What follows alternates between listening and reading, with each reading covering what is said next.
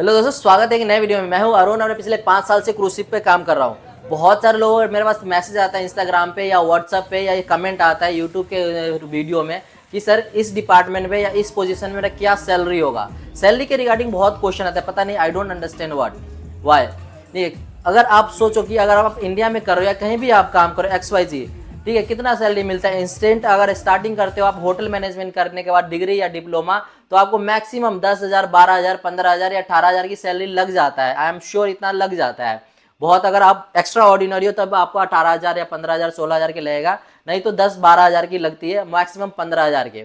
उसके बाद आप स्लोली स्लोली एटलीस्ट 2 ईयर का एक्सपीरियंस लेते हो, ठीक है, तो कितना आपको 20,000, 22,000, 25,000 तक पहुंच जाएगा। तो आपको क्या लगता है कि अगर आप क्रूज शिप जॉब पे जाओगे तो क्या उतना ही मिलेगा? सोचो, आप इमेजिन करो कितना मिल सकता है। क्या उससे कम तो नहीं मिलेगा?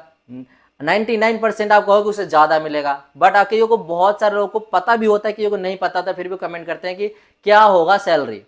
सैलरी के regarding I don't know why क्यों पूछते हैं, ठीक है, बट पूछना जायज है, बट एक आइडिया होना चाहिए। मैंने बहुत सारे वीडियो में बताया कि इस पोजीशन पे या एवरेज इतना सैलरी होता है, स्टिल दे कीप आस्किंग। तो आपको क्लियर करना चाहता हूं कि अगर आप क्रूज शिप जॉब पे ज्वाइन करना चाहते हो तो आप पहले आप बेसिक क्राइटेरिया दो कि मेरा क्या चाहिए मेरे को वहां तक पहुंचने के लिए। क्या मेरा डिप्लोमा या डिग्री कंप्लीट है? उसके बाद क्या मेरा एक्सपीरियंस है एटलीस्ट 2 साल का? उसके बाद क्या मेरा फ्लुएंट इंग्लिश है? अगर फ्लुएंट नहीं तो एटलीस्ट बेसिक तो होना चाहिए, जो आपको कोई बोले उतना समझ में आ जाए, आप किसी को बोलो तो उसको समझ में आ जाए। ये तो बेसिक इंग्लिश है, इतना तो आपको कम्युनिकेशन होना ही चाहिए। अगर ये 3 क्राइटेरिया आप फिल करते हो ना तो आप अप्लाई करो।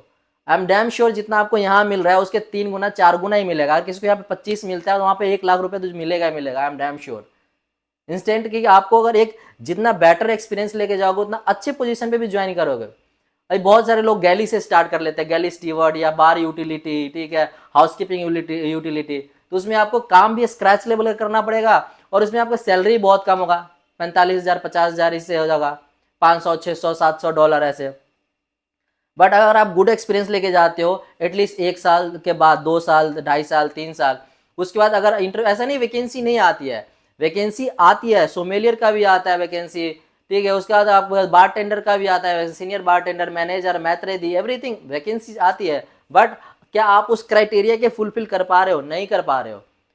तो अगर नहीं कर पा रहे हो तो आपको सैलरी कैसे मिलेगा उतना?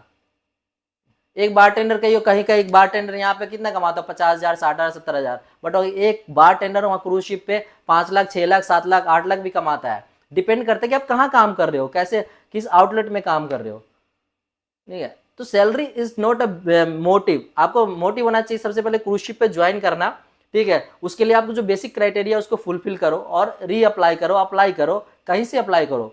बहुत सारे जगह, कहीं नहीं मिलता तो जो ऑफिशियल वेबसाइट है जैसे नॉर्वेजियन, कार्निवल, रॉयल कैरिबियन, इसकी ऑफिशियल वेबसाइट पे जाओ, हर एक का खुद का पोर्टल होता है, वहां से अप्लाई करो। दे हायरिंग देमसेल्फ, ठीक है दोस्तों। आई होप आपको समझ आया होगा। नहीं समझ आया तो मैं हूँ स्टिल, कमेंट करो, मैं still I will guide you, ठीक है। But every time you guys asking salary क्या है, बता दो ये वो, ठीक है। सैलरी तो मैं बता ही दूंगा, क्या है सैलरी। आप पूछो कि कौन सी डिपार्टमेंट की सैलरी पूछना है, कितना है। हर एक कंपनी का ऐसा नहीं है फिक्स होता है। अगर मैं बोलूँ 2,000 होता है तो इस कंपनी में, इस पोजीशन में 2,000 ही होगा। मे भी किसी कंपनी में 2,500 होगा, किसी में 1,500 ही होगा। सो डिपेंड करता है, और पोजीशन पे डिपेंड नहीं करता, डिपेंड करता है आपका वर्किंग एरिया पे भी कई बार डिपेंड करता है। अगर बार में कर रहे हो या रेस्टोरेंट में कर रहे हो तो वो मतलब चेंज होता रहता है, फ्लक्चुएट होता रहता है सैलरी।